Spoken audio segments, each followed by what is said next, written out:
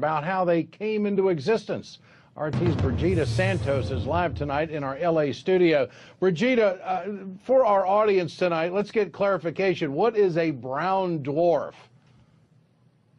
Ed, a brown dwarf is believed to be the missing link between stars and planets. Now, they have a mass up to 80 times that of Jupiter. This particular dwarf is about 30 to 65 times the mass of Jupiter. Now, less than 1% of stars that are the size of our sun have a brown dwarf orbiting within a distance 3 times that of the distance between our sun and Earth. This dwarf is more special because they believe that it's actually closer than that in an area that they typically refer to as the brown dwarf desert. This means that that desert may not be as dry as they had initially thought that it was. And the reason why it's important for scientists to observe these objects is because they are further away from the sun, which makes them much easier to do research on. Now, the lead author of this study says, quote, "We want to understand how brown dwarfs form around stars and why there is a gap in where they are found relative to their host stars." Back to you, Ed. Well, assignments, I understand, have been updated for astronauts headed into the International Space Station next year. What's the latest on that? So crew members have been reduced. Russia has decided to send fewer of its cosmonauts into the ISS. Typically, Roscosmos, the Russian space station, has sent 3 astronauts. It's now sending 2, which does mean that all of the missions that are planned are going to be short 1 member. Russia has offered to sell the vacant seat to NASA, but it's unclear whether NASA will take up that offer. And this does not mean that Russia is getting out of the space game or slowing down even. In fact, they are planning to launch a new segment of the ISS next year or in 2018, depending on when it's actually finished. And at that time, they're going to be sending additional crew members up to the ISS. But right now, it's really about cutting costs for them and saving money. Now, the first ISS mission of 2017 is scheduled to take place in March, and during that time, they are going to send Russian cosmonaut Fyodor Yurchikhin, who is going to act as the commander, along with 1 member of NASA, astronaut Jack Fisher. And from there, about 4 other ISS missions will take place between May and November of next year, Ed. All right, Brigida Santos reporting tonight from Los Angeles. Thanks, Brigida. Now, what I'm going to show you here is the approximate position of the NIBIRU and its 7 planets coming in. Because this is apparently a genuine photograph, in the center there with this red with the black dot and the what appears to be a planet up to the left. It's coming in, this photograph, what I'm going to show you on Stellarium, is set up for Hobart, Tasmania, south of Australia. And you'll see Jupiter. Now, if you just notice around here, the stars aren't that numerous. And I think what's happening is that the light coming from the distant stars are being absorbed into the rear of the magnetic field because the light is being bent. I mean, light is bending in space all the time. In the old Cathay ray tubes, which is the old television sets, that's how a television set works. You bend the light electrons coming at the screen. So I'll now go over to Stellarium and show you the same scene, basically. So there's Jupiter there. We'll pull that over. So in this area here is where I was showing you. Now I'm going to show you what happens when we get out and away from that spot that I've determined where this is going to be, and you'll see how the light comes on. And then as we go back towards where I think that the NIBIRU object is the lights go out, so I go back again, the lights go on. So the light is being bent and absorbed by the NIBIRU object. So we'll go up now towards Taurus, which is up here, and you'll see the light comes on again. There's Taurus there.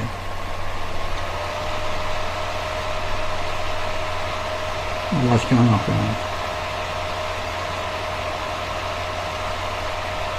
So possibly this hasn't been noticed by the authorities.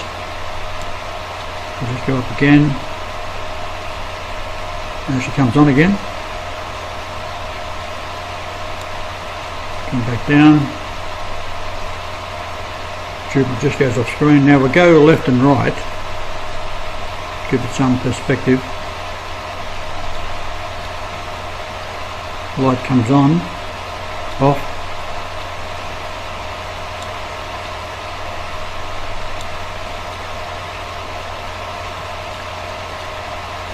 Light comes on again. So it would appear to be around this area here. Not to say that it is, but it appears to be that's where the effect is occurring. Now, it could be behind Jupiter itself. It could be over this area here, but somewhere in this general vicinity. So that's just a little update on what I've been able to determine could be a possible indication where it is coming in from. And of course Castor and Pollux down here is the twins, first and second coming. So I'll talk to you later.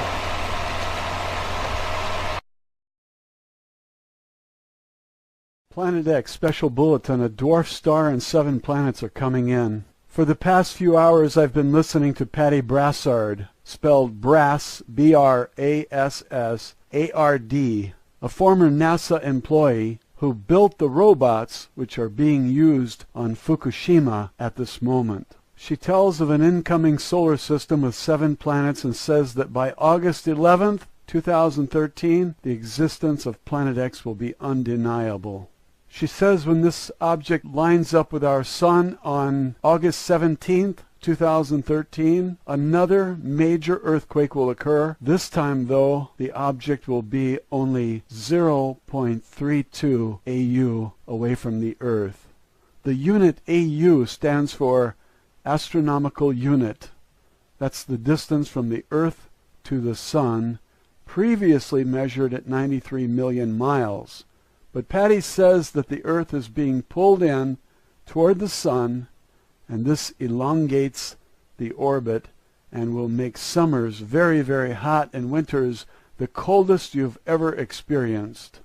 More frighteningly, she said that our electric grid will go down, and when it does, all nuclear power plants will go down too. It is electricity which keeps the reactors cool, and when the electric grid goes, the power plant has only hours on auxiliary power before that too fails, and from what I understand, that means total meltdown. And she says you should locate these nuclear power plants. She said there are over 100 in the United States alone, and make sure that you're not near one. I saw a map. They're all over the East Coast. In fact, I look out the window and I can see one. She said the kill zone in Fukushima was 150 miles. Everybody within 150 miles dies when the nuclear power plants melt down. When I looked out the window and saw one at Palo Verde, I put my head between my legs and kissed my ass goodbye. Patty's in Massachusetts and her basement is at sea level, so she does not intend to survive the passing of Planet X. She said Russian and Israeli troops are here to round up the people who protest and put them into the FEMA camps, that's what they were built for. She also said that those buildings have gas pipes 2 feet thick in diameter and that they don't want the people on the surface to survive. She talks about Auschwitz, and I gather that they're going to gas the people in there. Don't go to a FEMA camp under any circumstances. You will never come out alive, according to Patty. She said that the coffins can accommodate 3 bodies, and if you wind up in a FEMA camp, you might as well be in Auschwitz under Hitler, because they didn't rig gas to these quarters to make sure that you're nice and comfortable.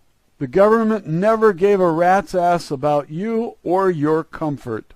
It's always been about them. They want you dead, and now the truth is coming out from yet another whistleblower. She said, all those near the coast are finished. She said, we will see the seas rise 200 feet just from the melting of the South Pole, and that the melting is occurring not from the top down, as you might expect from global warming, but from the bottom up.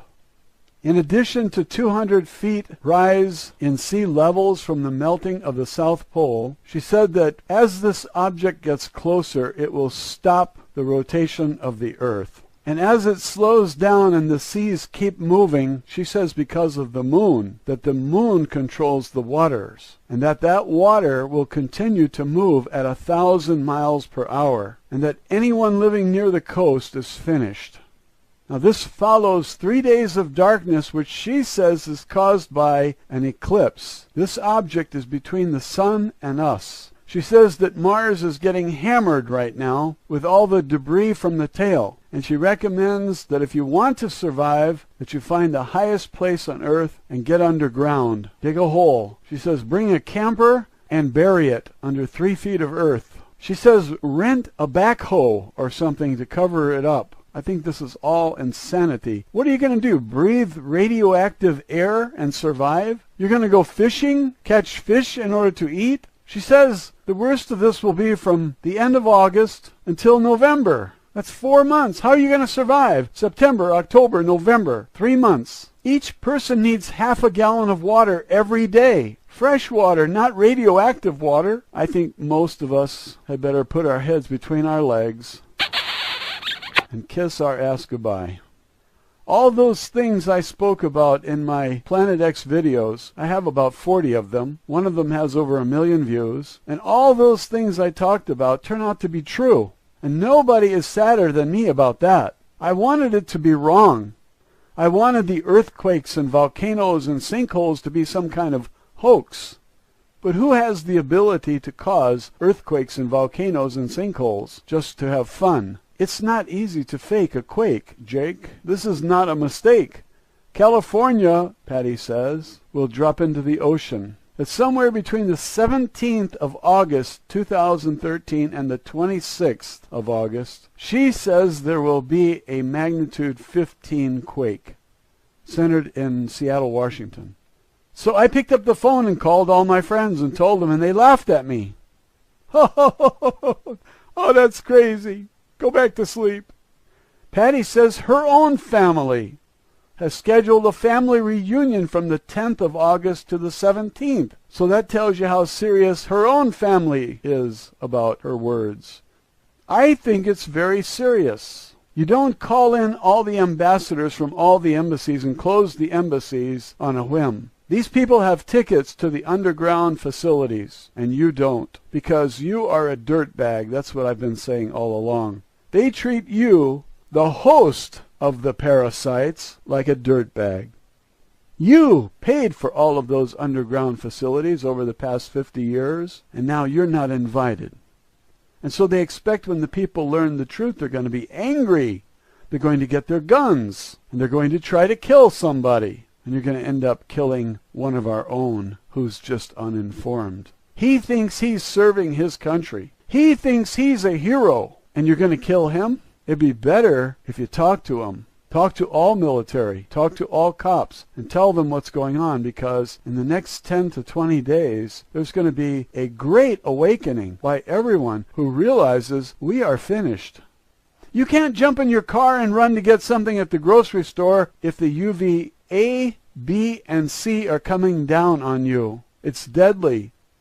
Microwaves will cook your car. She says that microwaves will heat up anything that's metal. It will be red hot from the sun. If California has a 15 magnitude earthquake, do you realize what that will do? And there is nobody to come in and rescue anybody.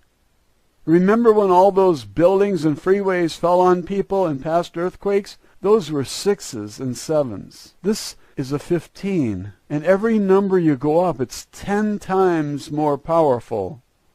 That means that a 15 is 1 billion times more powerful than a 6. A 6.0 compared to a 15 is 9 numbers up. That's 10 to the 9th power. That's 1 billion times more powerful. Nobody can survive a 15. Nobody. not a billion times more powerful than the ones that brought down the Nimitz Freeway and crushed cars as flat as a pancake. All that metal and steel crushed to a pancake with people inside them. I lived in California for about 30 years. I know the San Andreas Fault. I know where it goes in Los Angeles. I know where it goes in San Francisco. But once you get into Oregon and Washington, I don't know much about the San Andreas Fault. I understand that it goes all the way to Alaska. Now, if these plates fracture and California sinks because of lack of support, the pulling away from that plate, the Pacific plate, the tsunami that will come into Los Angeles could be very high. But Patty says we're going to lose much of California. And she says that Tagish Lake, Alaska, will be the new South Pole, that the pole shift has already begun. Tagish Lake, Alaska, I looked it up. There's a Canadian province. Most of Tagish Lake is in that province, BC, might be British Columbia.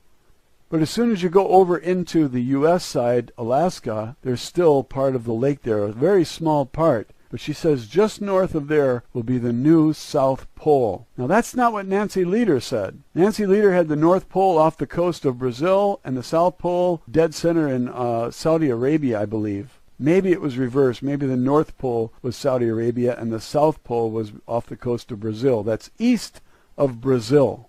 Now Patty's telling us, with inside information, that Tagish Lake, Alaska will be the new South Pole. I believe that the pole shift is already underway because I've seen the map where the North Pole is moving. It's moving very quickly and it's accelerating. As I recall, the North Pole was headed toward Siberia and that it would arrive in Siberia in January of 2014. But I'm recalling this from memory. I can't be sure. I didn't look it up. But I looked up Tagish Lake, Alaska. I spun the globe. I turned it upside down so that that was the South Pole, and I spun the globe. And I found that Arizona will be in the southern hemisphere, and Australia will be in the northern hemisphere. Imagine that. Arizona will be the land down under. And it's too bad that I'll be dead in just 10 days or so, because I was looking forward to looking up into those southern skies at night and having the experience of seeing things completely different. Now you may recall on my previous Planet X videos,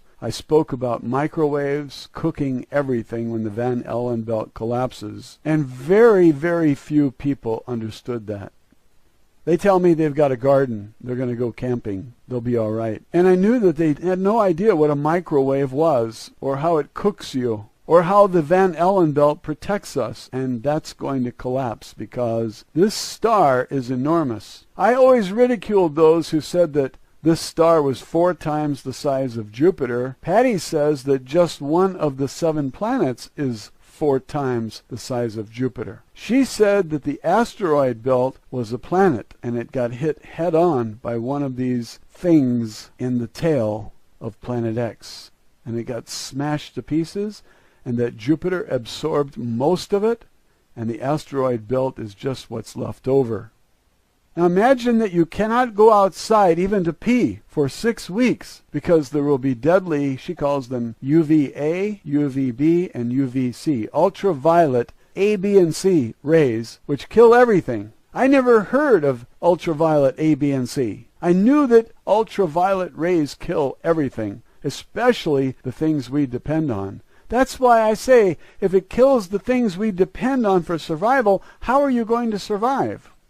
She says that some people will survive. Maybe those microorganisms will be inside the caves. I don't know. I think life is going to be extremely difficult. I hope that the first to die are those in the underground facilities, the so-called elite and government, because they are the most evil. And all you religious people who think that Jesus is going to save you, well, you're going to find out. Now this announcement that I'm making to you is the most grave announcement I have ever made about anything. And while Patty gives advice about how to survive, she says, dig a hole, cover it with at least 3 feet of dirt, put some sort of camper or something in there, rent a Caterpillar or something, it costs $200 a day, and dig a big hole in your backyard, put your camper in there, and then cover it up with 3 feet of dirt. That's crazy. You won't have food. You won't have water. You won't be able to go outside. How are you going to flush the toilet? If you do survive, you're going to be a totally mind-controlled, chipped slave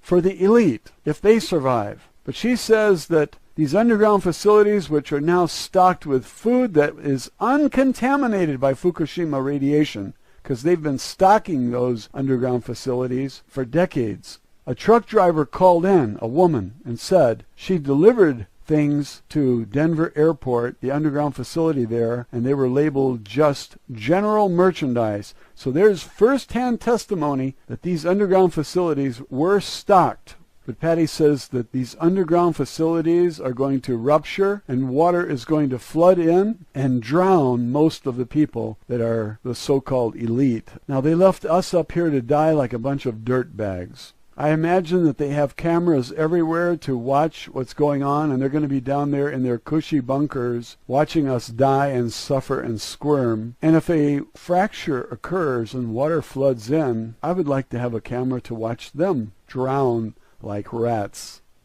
If that water is from the Pacific Ocean, maybe it will be full of radiation, and maybe it will contaminate all of their fresh food down there. Maybe the air that comes in will be full of radiation, because all over America, tests are showing that our air is just full of radiation. And maybe this is why the psychic, the French psychic, could not see past 2012. Maybe that's why all those who did time travel said that there was a barrier after 2012. When pressed, the French psychic said, 2 possible reasons: we have a war with aliens, or I'm dead, and that's why I can't see beyond 2012. Well, you've got strontium in the air, which causes bone cancer, and plutonium, which affects all the organs and tissues. And thousands are already dying from the radiation from Fukushima. Remember that Fukushima is about 10 times worse than Chernobyl. Chernobyl was 180 tons of radioactive material, and Fukushima was 1,760 tons. So that's almost 10 times as much. Fukushima is 9 or 10 times as bad as Chernobyl.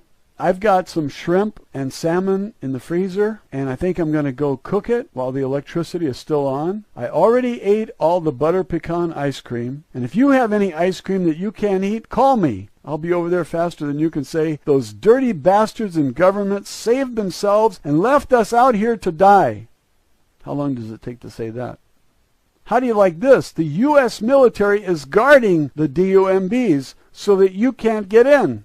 They will shoot to kill. They will kill Americans to prevent them from getting into the underground facilities. Well, I don't want to breathe the same air those people breathe. I might wind up like them. So no thanks. I'm not interested in going into a DUMB. These military have already been tested to see if they are loyal to the head Nazi, and they proved that they will follow orders. They will kill anyone they are told to kill. And they think they're heroes. Their reality is not the same as your reality. They live in an illusionary world. I would consider it mental illness, because they don't know reality. Soon all the banks will be closed, and you won't be able to get any money out.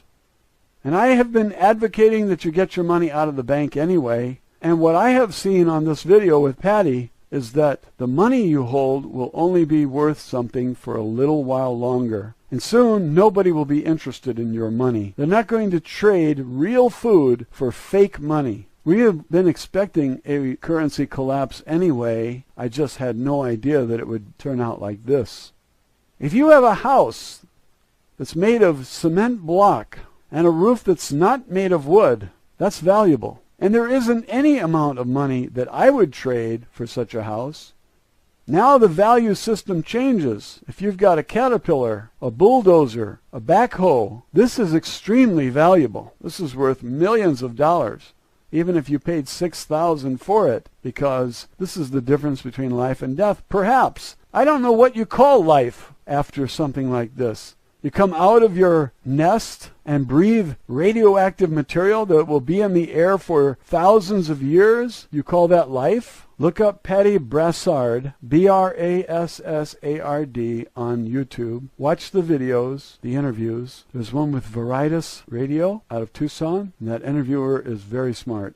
The sound quality is pretty good. There's another one where they talk about the kill shot, and they put the date August 5th, 2013. The sound quality is very poor. Very, very poor. It's difficult to hear the announcer. It's difficult to hear his guest. There was no attention whatsoever given to this video on quality, and if you're able to get anything out of it, that's great. There's a lot of blank space, so it means the audio was not edited, and because of these reasons, it's not a very good quality video. But it's the best you have at this time. You might wonder what is going to happen to Patty. Well, she said she's old, and she's already lived far longer than she expected to. She's falling apart because she carried an M16 across her chest, and the bullets were either depleted uranium or enriched uranium. Can you imagine the U.S. government having soldiers carry radioactive material so close to the chest? This is disgusting, disgusting. And this story should spread to all military so they know how the government really thinks of them. Listen to Patty's testimony. She was in Iraq. She was in communications. These lives meant nothing to the Nazis. Nothing. They were pawns, and the military should understand that. I didn't know that they were using enriched uranium. I knew they were using depleted uranium, but I thought it was only for shells. She said when they are trying to penetrate the ground, they use enriched uranium. These are war crimes. That's who your government is. They're war criminals.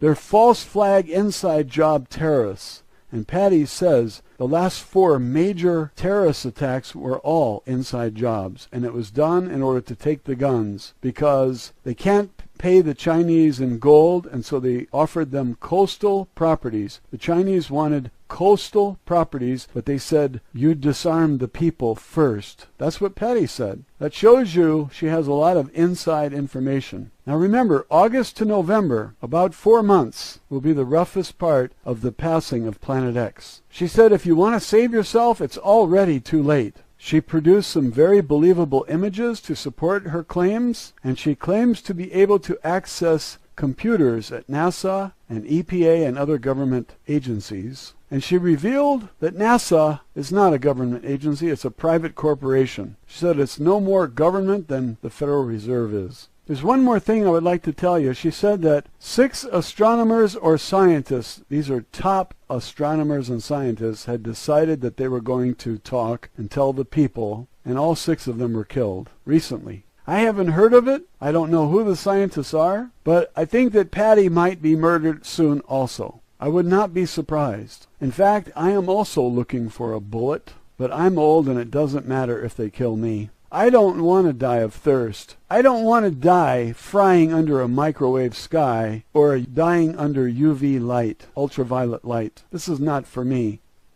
I'm going to continue my effort to inform and let the chips fall where they may. You all have a right to know what's coming, and your Nazi government will not tell you anything because they want you dead. That's the way it's been for a long time now, and I've been saying it from my first video because I've been reading and putting the pieces of the gigantic puzzle together, and I know what evil looks like. Government is pure evil. And if you didn't know that before today, the next 10 days are going to be enlightening. Trust me. And all that propaganda you've been sucking up on the TV will now be blown away when the electric grid goes off and you have no TV and no drinking water. You'll be defecating outside because the house stinks from a toilet that can't be flushed. There's no water. The government wants you dead, and you're better off dead. And all you religious people out there who hounded me relentlessly and dumped your scriptures on my channel, I hope Jesus saves you from the frying sun's rays. And I got some advice for you. Pray while you cook. That's as much as I can say at this time. Have a wonderful day, and thanks for listening. Shalom Chavrim, I'm Stephen Ben-Nun. You're watching Israeli News Live, and today's broadcast is very unusual.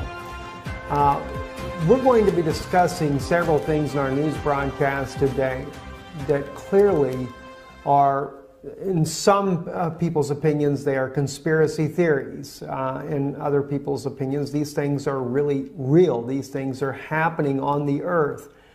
But we're also going to be looking at this from a prophetic standpoint, something that I discovered recently written in the book of Enoch, a book that, well, in some circles of Christianity and in Judaism, that the book of Enoch is not part of Bible, but yet it's clearly part of the Ethiopic scriptures.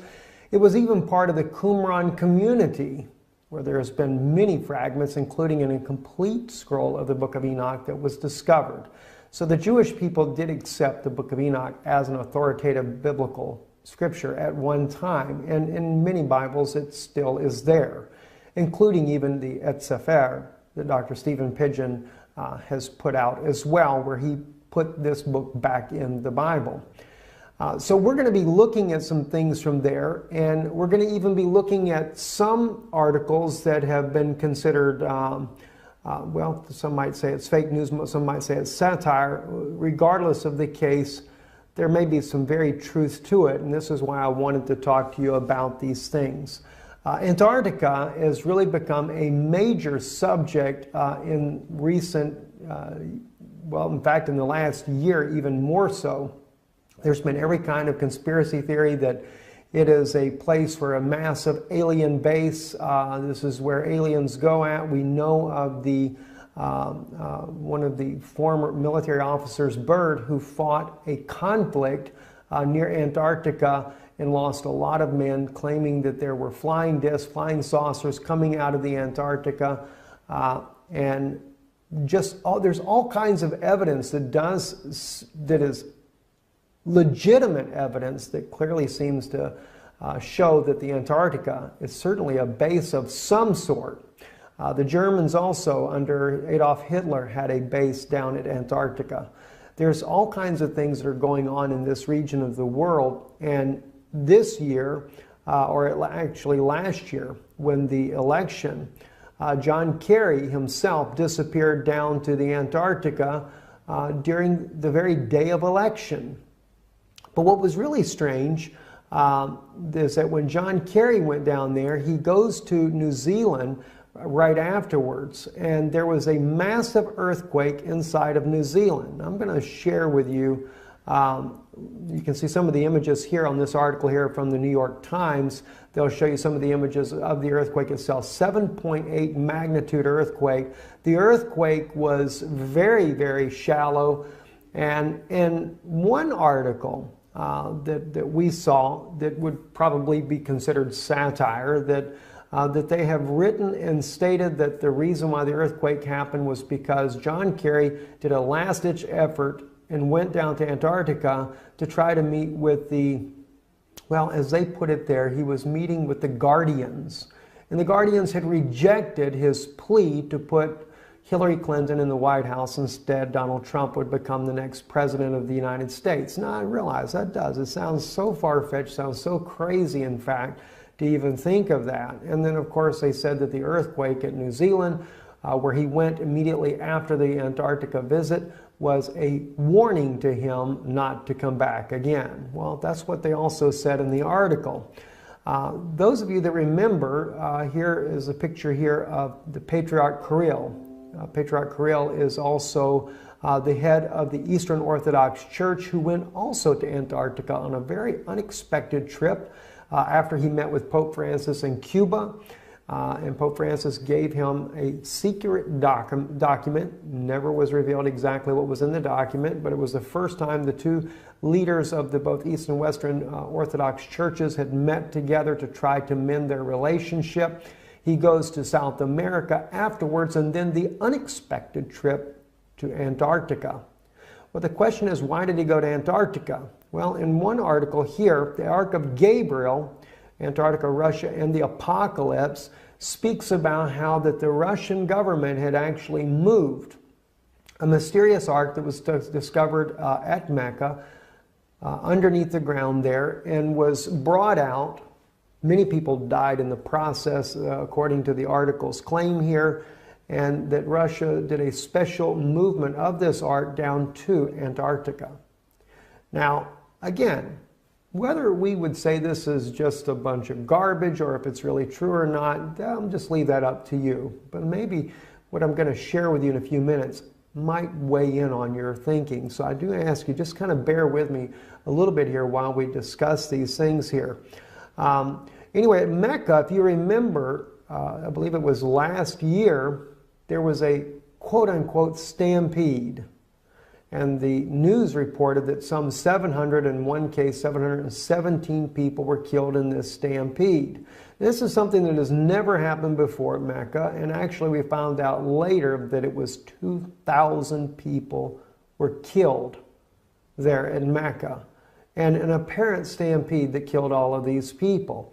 Well, not according to some of the articles there. In fact, as you can see this crane here that is toppled, that what was actually going on at Mecca was an excavation of this strange ark called the Ark of Gabriel, that according to the article here, this was something that Muhammad had said, had prophesied about. And this was buried here beneath this very place. And they were working on trying to bring it out, and some type of plasma release was done, and it caused the death of all these people. Again, is this just conspiracy theories? Is it fabricated? Who really knows? But one thing that is a fact, though, is there was a Russian ship, a scientific ship, headed to Antarctica, and that ship did stop at the port there in Saudi Arabia, supposedly to take on supplies. Well, as you know, Saudi Arabia is not necessarily the greatest friend of Russia, but they did it anyway, right? So then, after that, the ship goes to South Africa and then on to Antarctica. So they did stop and pick something up in Saudi Arabia. So maybe the article has got some truth in it after all. And then right after this ship goes to Antarctica, this is when Kirill suddenly goes down there to visit the one and only Eastern Orthodox Church at the Antarctica. So just too many strange things are happening. And a lot of people just write it off as conspiracy theories, you know, these things about aliens and you know, all this stuff going on in Antarctica. This is just a bunch of nonsense to begin with. Well, you know, I always I looked at these things and I think, wow, that's pretty interesting. I will tell you though, this article here that you're seeing now in English, this article did appear in the mainstream Russian media as well. We did a report on this back months ago, and I was trying to find the actual report I did on it. Could not find it to save my life there. But I wanted to share that with you, and if you look back, maybe you can find it yourself. But when we did the report on this, we used Russian media, mainstream Russian media, that does not look at this as being just a fabrication. They actually reported it as real news, and that yes, indeed, Russia did do a secret mission down to the Antarctica and had taken a thing called the Ark of Gabriel. So there is a Russian news source out there that does not look at this as some kind of conspiracy. And it went much deeper than what this article goes into it. We shared that with you once before. But then something caught my attention the other day. As you can see on your screen now, this is the book of Enoch. I was reading in the first book of Enoch, chapter 18. And this is where the angel Uriel is taking Enoch and showing him some very interesting things. And I'm going to share with you some of the words that I read here in Enoch, and then you'll see why it became very interesting to me. If we go down to, say, verse 4 and begin there, it says, "And I saw the winds which turned the sky and caused the disk of the sun and all the stars to set. And I saw the winds on the earth which support excuse me, the clouds. And I saw the path of the angels. I saw at the end of the earth the firmament of heaven above. And I went towards the south." Okay, so he goes to the end of the earth. And he speaks about going towards the south. "And it was burning day and night, where there were 7 mountains of precious stones, and 3 towards the east and 3 towards the south." Now, I begin to think about this. He's talking about 7 mountains, but 3 go to the east and 3 go to the south. And he's talking about going towards the south. And I'm thinking to myself, okay, and he's talking about it being that it burns day and night. It was burning day and night. In other words, the sun is not setting.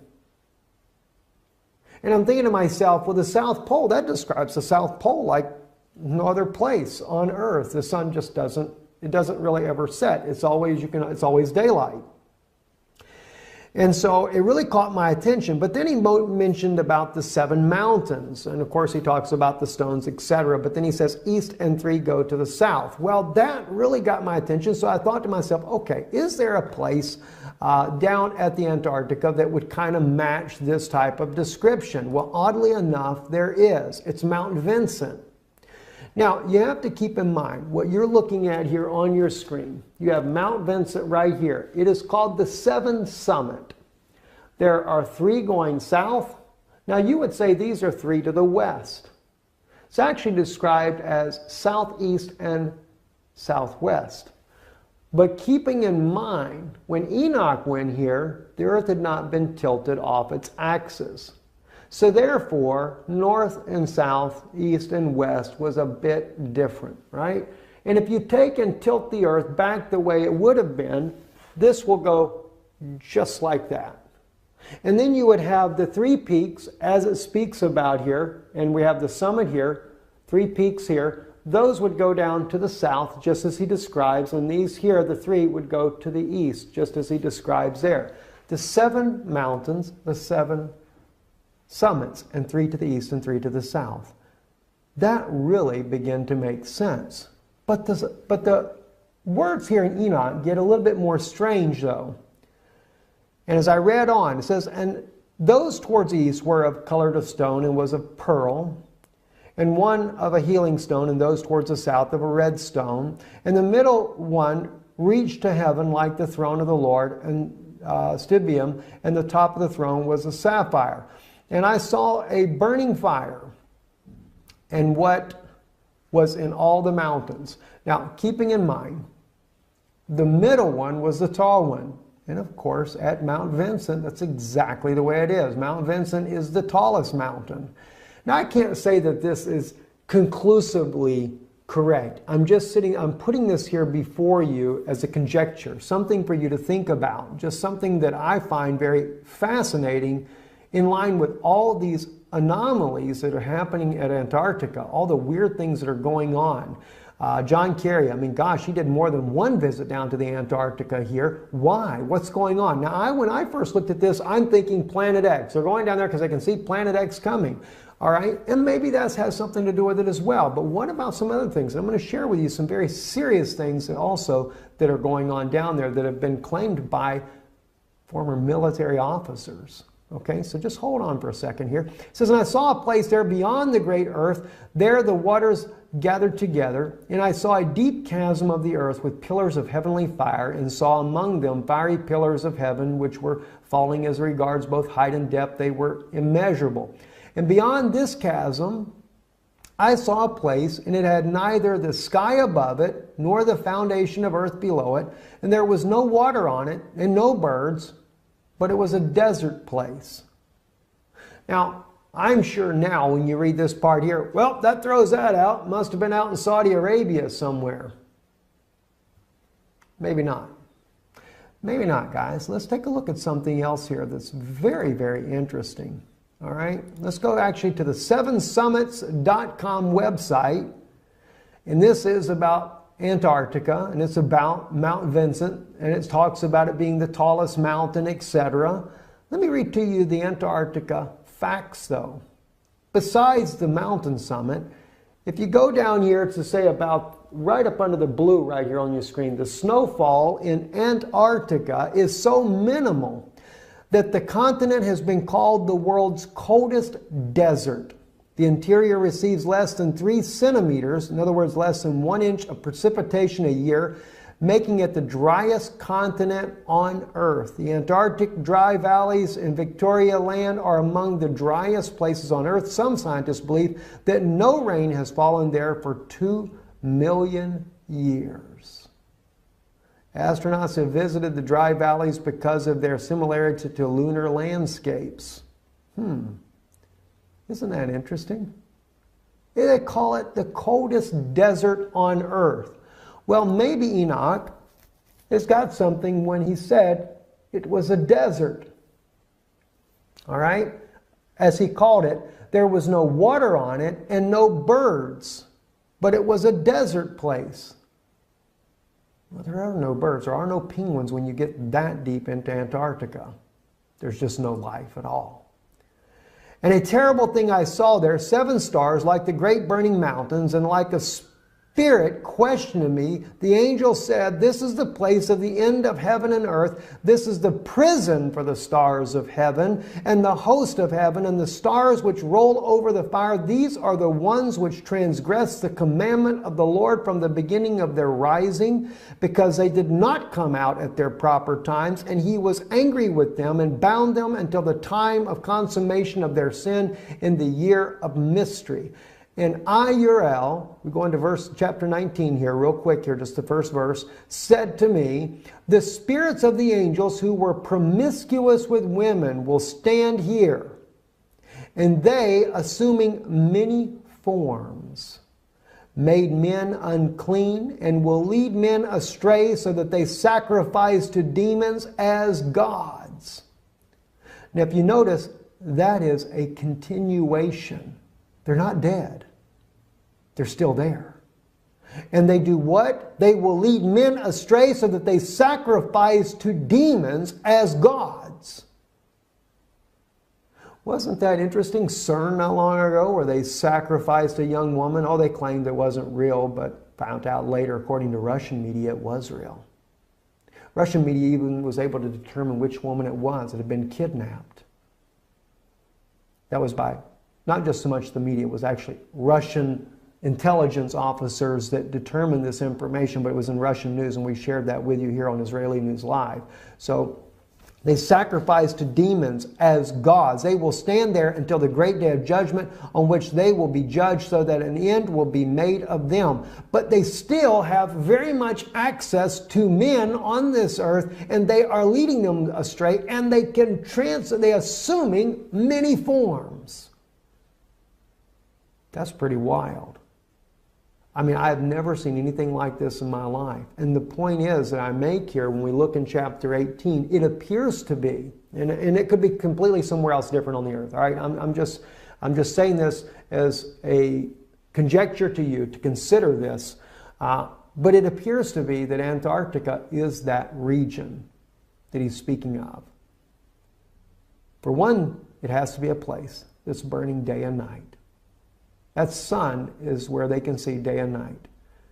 It seems to really match up, and that's what's really, really fascinating, in my opinion, there. And again, just like the mountains, if you were to take into consideration the antediluvian destruction that tilted the earth off its axis and put the earth back right on its axis, and then look at the peaks here on the map in behind you here, then you would actually have, just as it describes there in Enoch, 3 to the south and 3 to the east. Three peaks on a 7-summit mountain range, and of course the middle one being the... Hey guys, how's it going? Okay, I found something really cool I wanted to show you guys. Okay, this video right here is it's a really cool video. If you haven't seen it already, you should check it out. Planet X simulation leaked.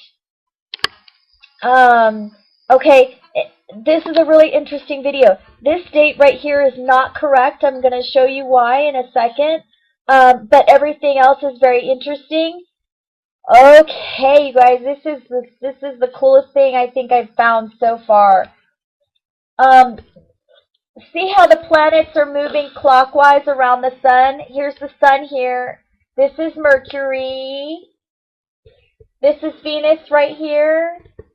And this is Earth. This is Mars. And this down here is Jupiter. Jupiter has a long orbit. See how they're all moving appearingly to move clockwise? That's how I know this is from a South Pole vantage point. That's how we know that. Because the planets move from a northern perspective. When you're looking down at the sun from a north, the planets move counterclockwise relative to a north vantage point. So because they're moving clockwise in this, we know that this simulation is from the South Pole vantage point. And here is what they're calling NIBIRU, which is also known as Planet X. It's about to shoot by the sun right now in the simulation. Here it goes. Okay, there it goes. I just wanted you to see that part. Now I'm going to go back here, and I'm going to stop it at the flyby so that I can show you guys that the planets match up with December 2018. This is really, really cool because, hold on a second, let me get this right. Okay, here we go. Here is, okay, let me get this right. Okay, here is Mars up here. Here's Jupiter down here. There's Earth, Venus, and Mercury, and that's the sun. So Mercury is kind of below the sun. Earth, Venus, Mars, Jupiter. This is actually a couple days past the flyby, or it's right after the flyby, or right around the same time. All right, here's the 3D solar system simulator. This is Mars. This is Jupiter here. We have Earth, Venus, and Mercury right here. If we go forward a couple of days, then maybe it looks more. Mercury has a short orbit, so Mercury is right under the sun. But you can see right there that Saturn is not in the simulation, unfortunately, so we can't see where Saturn is. But this matches December 18th. There's Mars, Jupiter, Earth, Venus, and Mercury right under the sun. Mars, Jupiter, Earth, Venus, and Mercury right under the sun. As I said, Saturn is not in the simulation. This is December 2018. Okay, go to my channel and look on my playlist. I have a playlist called Daniel's Timeline. This is, in the book of Daniel, he gives an exact timeline. He says an angel came to him and gave him the exact number of years for the return. I'm super sorry about the noise. I can't do anything about it. Okay, in Daniel 9:27, go check it out. It says from the going forth of the commandment to restore Jerusalem until the Messiah is 70 years. Jerusalem was restored to Israel in 1948. The going forth of the commandment was in November 1947, but the going forth when all the Israelites moved back to Jerusalem was in 1948. 70 years from 1948 is 2018. This is it right here. This is it.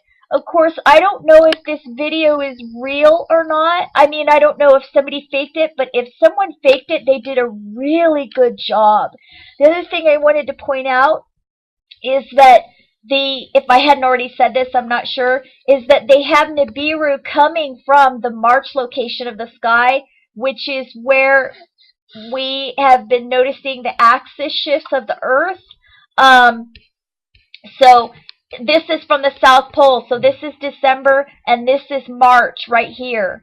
And, we saw an axis shift February 27th, 2010. Then we saw an axis shift again March 11th, 2011. And, of 4 to 10 inches in March and 3 inches. So it's the axis shifts are getting more, are getting greater. And it would match this perfectly. It would match this coming in. And this is coming in from the March location. I'll just show you on here really quick. I'm sorry if I sound rushed. I'm just trying to, this is just really, I'm just trying to get this done. All right, see here I'll just show you really quick from the north perspective if this thing will work, because it's kind of, okay, so here's from the north. This would be December, this is March, this is June, and this is September. And, the planets are rotating, I'll just show you, the planets are rotating counterclockwise. You can see how they kind of moved a little bit this direction. That's from the north. Now, if we move this to the south, and so The March location would be over here. This is where the axis shifts have happened. So February 27th, 2010, 3 inches. March 11th, 2011, 4 to 10 inches. Now let's look from the South Pole vantage point again. And so then we would have, again, we would have, oops, sorry about that. Okay, I'm not even going to touch it. This thing is really super sensitive, so I'm not going to touch it. But you can see that when you look from the South Pole, you're going to have March in this location down here. So I just wanted to show you guys that. The other thing, just really quick, I'll show you, is that the date is wrong in this simulation. This simulation says June 12th. I'm trying to read it. June 12th, 2012. No, it's not. Mercury, the other planets are in the right place, but Mercury is not in the right place. I'll just show you really quick. June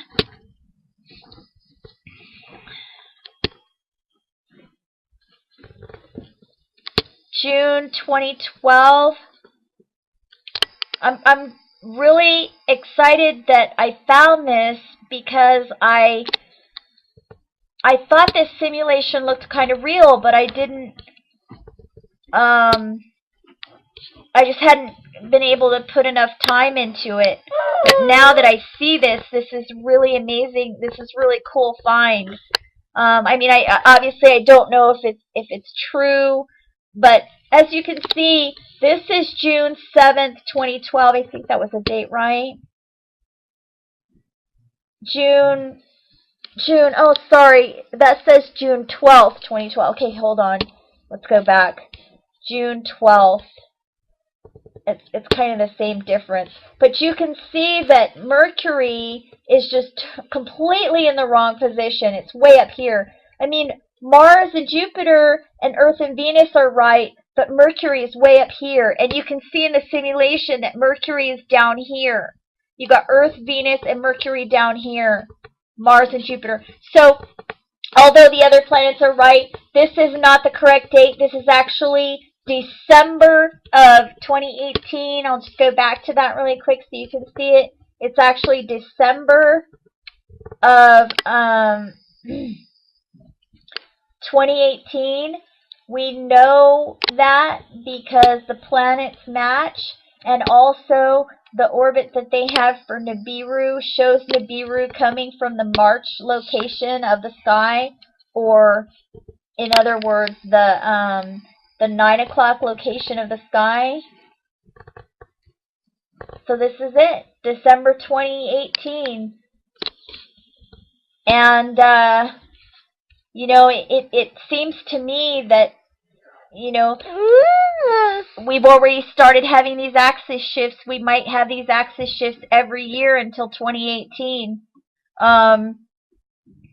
Because this simulation doesn't show the acceleration as this thing accelerates as it goes by the sun, and it doesn't show the acceleration until that final year of 2018.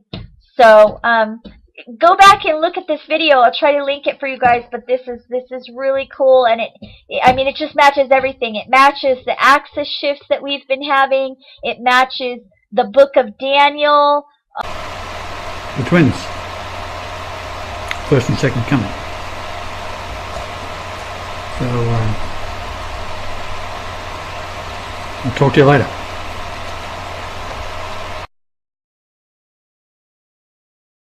Planet X special bulletin. A dwarf star and 7 planets are coming in. For the past few hours I've been listening to Patty Brassard, spelled Brass, B-R-A-S-S-A-R-D, a former NASA employee who built the robots which are being used on Fukushima at this moment. She tells of an incoming solar system with 7 planets and says that by August 11th, 2013, the existence of Planet X will be undeniable. She says when this object lines up with our sun on August 17th, 2013, another major earthquake will occur. This time, though, the object will be only 0.32 AU away from the Earth. The unit AU stands for astronomical unit. That's the distance from the Earth to the Sun, previously measured at 93 million miles.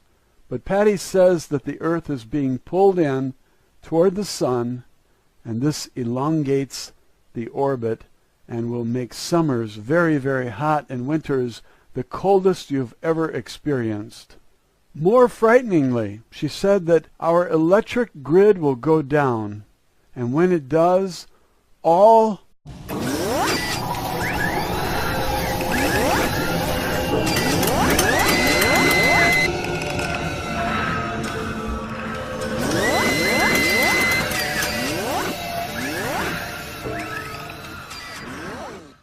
about how they came into existence. RT's Brigida Santos is live tonight in our LA studio.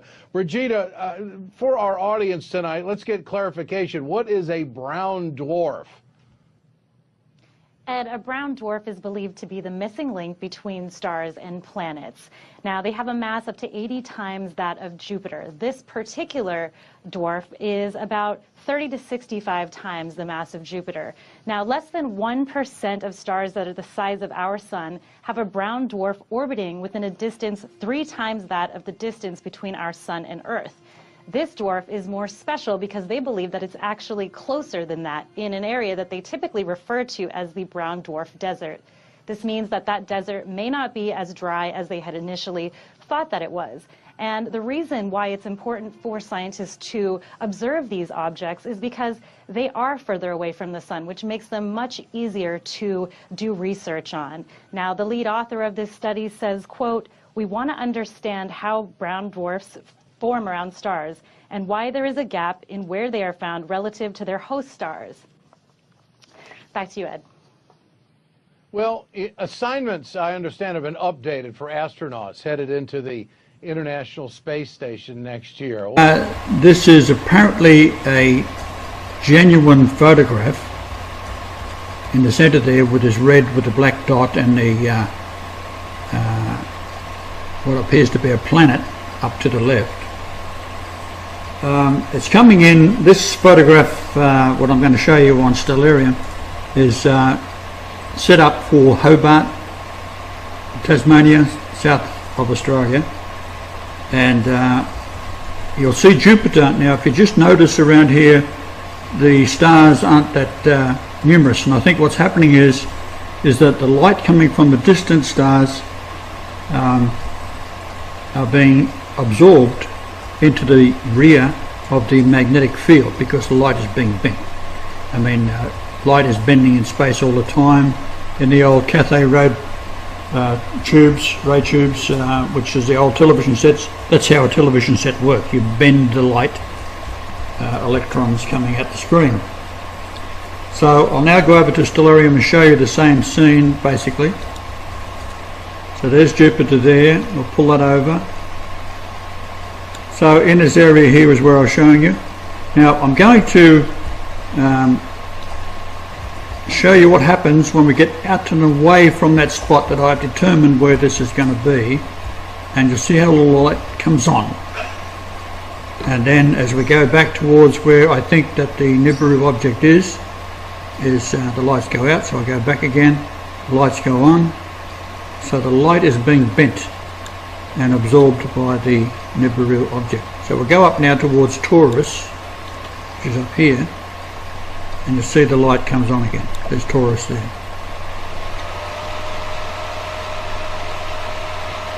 The light's going off again. So possibly this hasn't been noticed by the authorities. I'll just go up again. Now she comes on again. Come back down. Jupiter just goes off screen. Now we'll go left and right. Give it some perspective. The light comes on, off.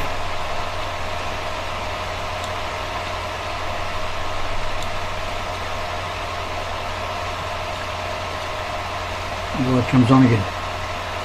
So it would appear to be around this area here. Not to say that it is, but it appears to be that's where the effect is occurring.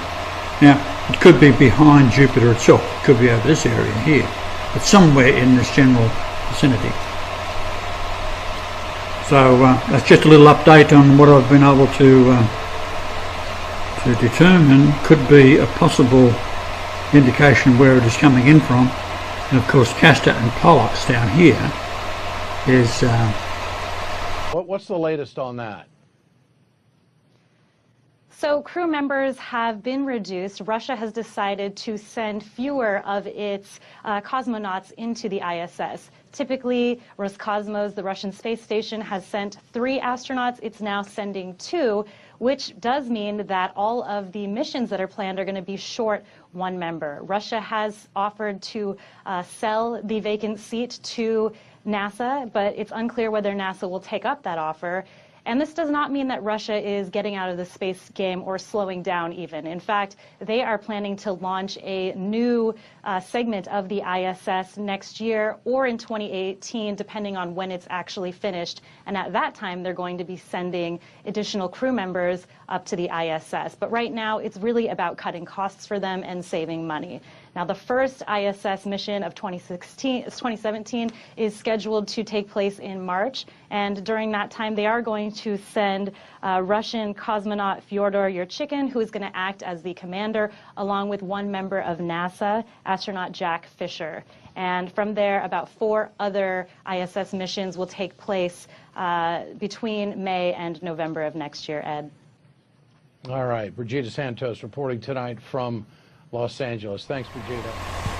Now, what I'm going to show you here is the approximate position of the NIBIRU and its 7 planets coming in. Because